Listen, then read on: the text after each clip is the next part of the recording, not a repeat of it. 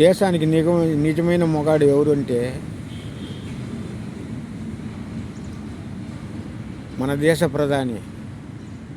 అందుకు కారణము 2 కోట్ల ఆస్తి లేదన్నవాడు 2 లక్షల కోట్లు ఖర్చు పెట్టి బీహార్ ఎలక్షన్లో గెలిచాడు.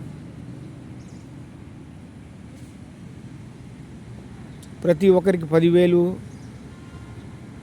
ఈవీఎంలు ట్యాంపరింగ్లు ఎన్ని జరగాలని అన్నీ చేయించాడు దగ్గరుండి.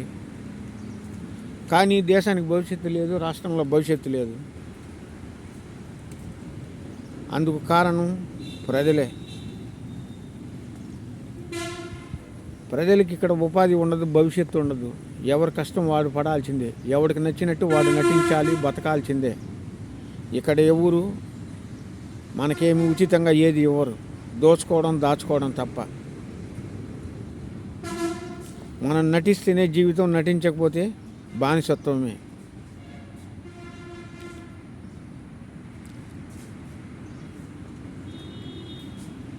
ఎలక్షన్ ముందు 400 రూపాయలకి సిలిండర్ ఇస్తానన్నాడు.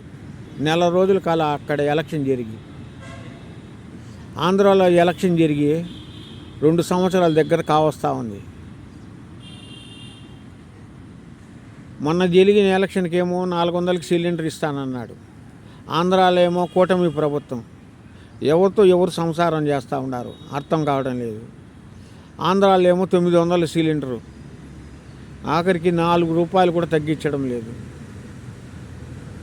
దీన్ని ఏమి రాజ్యాంగం అంటారో అర్థం కావడం లేదు. దీన్నే నా ముండమోపి రాజ్యాంగం అంటారా? ఇది ప్రజల రాజ్యాంగమా? ప్రజల కోసం బానిసలా బతికేదాని కోసం చేసిన రాజ్యాంగమా? ఆలోచించాల్సింది ప్రజలే కదా.